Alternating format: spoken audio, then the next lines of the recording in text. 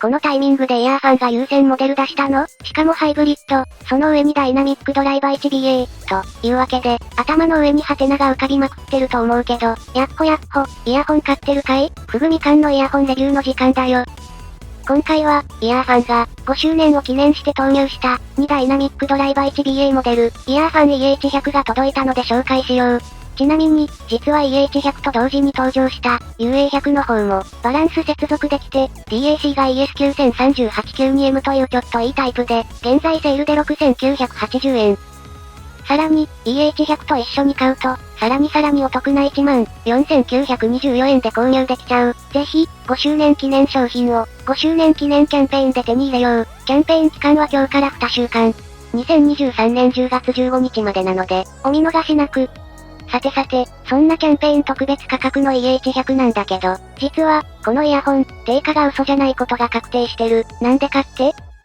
このイヤホンと、パッケージの寸法も本体の寸法も、ロゴ以外全く一致するイヤホンが、日本市場ですでに発売されているからだ。シャンリングソノというイヤホンがすでに発売中なんだけど、これと付属品、スペック、外装デザイン、すべてが一致。なんだろ、5周年記念でお財布の紐が緩くなっちゃったんですかね、メーカーの。そんな面白お得ポイントはともかくとして、いくらお得だからって、実力が伴わないと始まらない、スペック的にも面白い EH100 の詳細を見ていこう。EH100 は、DAP メーカーなんかが発売する、お手頃なんだけど、割とオーソドックスな仕様で、でも面白い、という枠に入り損ねた感じのする、結構尖ったイヤホン。なんでそんなポジションになったのか？絶対同軸ダイナミックドライバーのせいだ。このイヤホンは、2台のダイナミックドライバーと、1台のバランスドアーマチュアドライバーを、コンパクトなボディの中に抑え込んだ、装着感は優秀、遮音性も優秀、だけどなんか構成が変です、といった感じの、外見からは全く想像できない、かなり独創的なイヤホンになっている。2ダイナミックドライバーというと、最近よく名前の出る、低音追求ハイブリッド、キウィアーズのクォーテッドや、その上位互換といえる高級モデル、聖オーディオハイプになんかがあるな。このイヤホンの2ダイナミックドライバーは、完全に同じものではなく、振動板が、それぞれ LCP 液晶ポリマーと、バイオセルロース、という、どちらも弾力重視ながら、全く異なる素材で構成される。振動板の素材が異なると、イヤホンの音色の性質は大きく左右される。あえて、異なる振動板を採用することにより、それぞれの持ち味を足して混ぜて、いい塩梅にしたろ、というアプローチのイヤホンだな。このタイプのイヤホン、同じ構成は、低価格モデルのナイス HCKBB さんがやってるだけ。しかも、あっちは樹脂系とグラフェンコートの組み合わせのはずなので、組み合わせもだいぶ異なる。それから公式の分解図を確認すると、それぞれのドライバーのサイズも異なるようだ。どちらかというと、KZZS5 みたいな、異形ダイナミックドライバー採用モデルの印象なのかな？さらに、このタイプのイヤホンで、最もコンパクトに構築されていて、装着感はしっかりと小耳な人にも実用的なのが、また印象的だな。さらにただコンパクトなだけではなく、フィルタギミックまでついてる、ノズルをくるくる外す、ネジ式のフィルターで、標準タイプと、標準タイプより音に厚みが出るアンビエンスフィルターが付属する。僕は最初からついてる方のフィルターが好きなので、そっちを中心に話を進めよう。付属品は、イヤーピース、交換用フィルター、ポーチ、そしてケーブル。ケーブルは取り回しやすく、見た目も銀メッキがそのまま見える美しいタイプ。もちろん 0.78mm にピンでのリケーブルに対応していて、ケーブルを交換して遊ぶことも可能だ。付属イヤピは傘にしっかり弾力があって、軸が硬いタイプ、実用的な仕上がりだったぞ。装着してみると、ノズルがしっかり長いので、耳の奥までしっかり装着できる。標準ケーブルはタッチノイズも少なめなので、そのまま使っても取り回しやすい、良いパッケージだと感じるぞ。さて、そんなわけで、ダイナミックドライバーのやってんな感とは裏腹に、丁寧にまとめてきている、めちゃくちゃ使いやすい仕上がりのイヤホンだ。最近は 1BA1 ダイナミックドライバーでもこれより無駄にでかいイヤホンとかあるからな。重量もほどほどで、音に影響を及ぼしつつ、装着感には不満がない感じだぞ。そんなわけで、外装周りはいい感じ。じゃあ、音はどんな感じかな？おさらいしよう。このイヤホンに使用されているダイナミックドライバーは、液晶ポリマーとバイオセルロース、という2種類の振動板を組み合わされている。液晶ポリマーは、密着、湿度、重厚、濃厚、といった言葉がよく似合う、中低音域から低音域を濃厚に表現できるドライバーで、特に、音の振動や、重い特性を、高密度に表現できるイヤホンだ。得意なのはボーカル帯から低音域、サブベースと低音域のバランスが良く、どちらも力強く出る。ボーカルは得意なものの、ボーカル向けのバランスに調整しないと、低音域にエッジを食われるくらいに低音域が力強いな。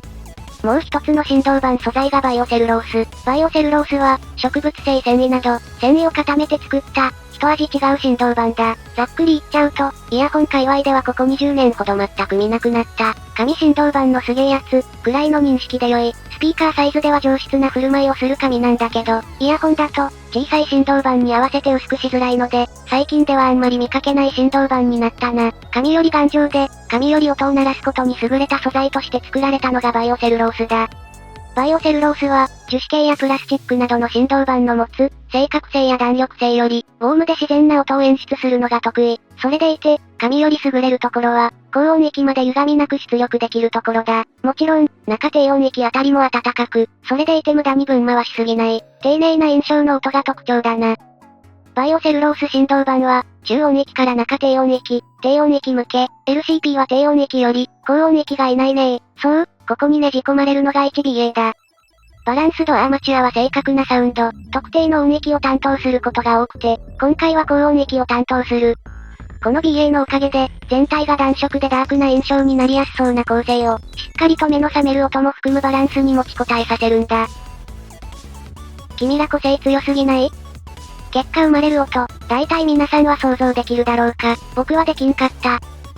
イヤーファン EH100 の音色を聞いてみると、希望通りの癖の強い音。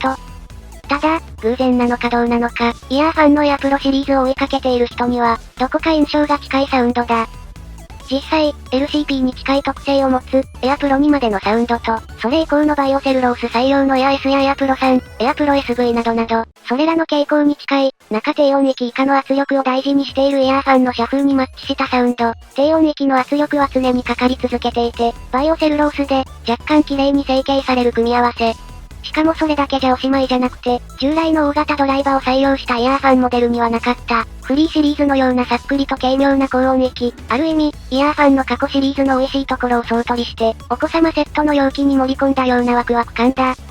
加えて、完全無線イヤホンでは採用できなかった、重量のある全金属製シェルによって、残響などがさらに綺麗に成形されており、イヤーファン製イヤホンが、今まで無線機で両立できなかったことを、ここぞとばかりに優先モデルの発売とともに実現した感じだな。高音域、低音域、中音域、どこも主張が強く、また、うまくグラデーションを形成するものの、中音域、低音域はともかく、そこと接続された高音域がクール系、その下がウォーム系とはっきり温度感が分かれる。1万円価格帯で、ハイブリッドらしい温度差と、そして、中音域以下のマッシブさを求める人には、ベストクラスの選択肢なんじゃないかな。バイオセルロースと LCP の組み合わせもかなりうまくいっている。正直、高音域と中音域の変調はうさんくさいものの、うさんくさくて楽しいけれど、暴れない。そんなタイプのイヤホンだ。いやはやこれは聞いていて楽しい。EH100 は現在非常にお買い得になっているものの、本来の想定ターゲットは1万円クラスだと思うので、いくつかこの価格帯のイヤホンと比較してみよう。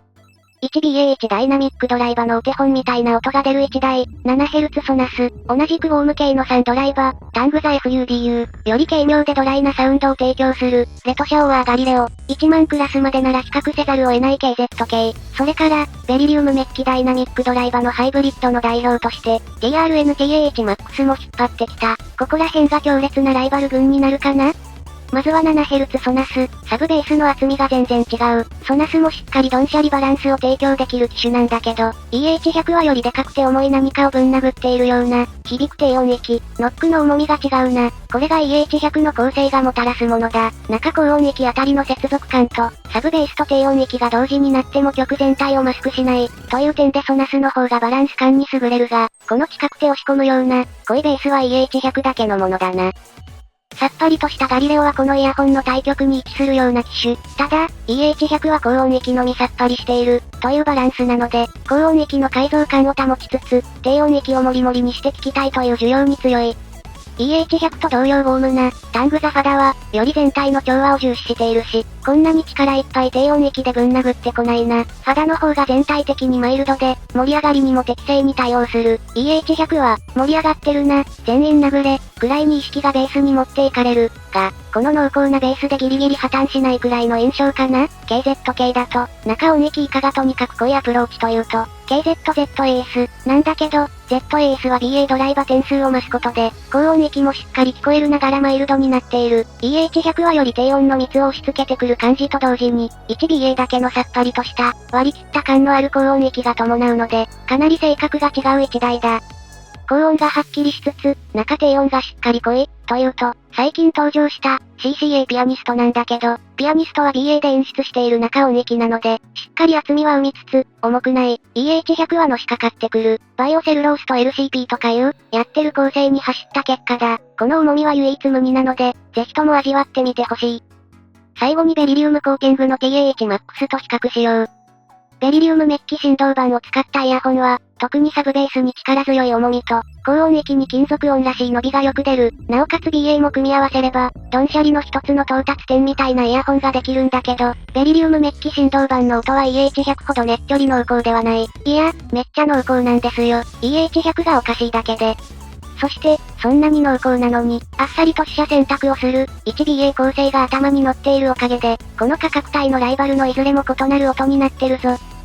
というわけで、EH100 は、個性的な1万円以下のイヤホンとして買いか、ごたごた言ってないで買え、それくらいに低音の質感が特徴的で、インパクトの強いイヤホンだ。ハイプニやスイッチによる低音ブースト、レガトのようなアプローチとも異なる、分厚さが耳の中で響くサウンドだった。おすすめ度はかなり高い。こんな斬新さを見せつつ、全く音色的に破綻しない。EH100 はかなりおすすめだ。特に、1万円を大きく切る今、付け加えて言うなら、DAC もセットでさらにお得な今が、というわけで、下の方にはイヤーファンの直販リンクを Amazon で販売開始するまで付けとくぞ。生まれるべくして生まれた低音イヤホン。しかし、そのアプローチや印象は、他のモデルとは異なる。君にとって、EH100 はどんなイヤホンかな？俺はおすすめだよ。といったところで今回はここまで。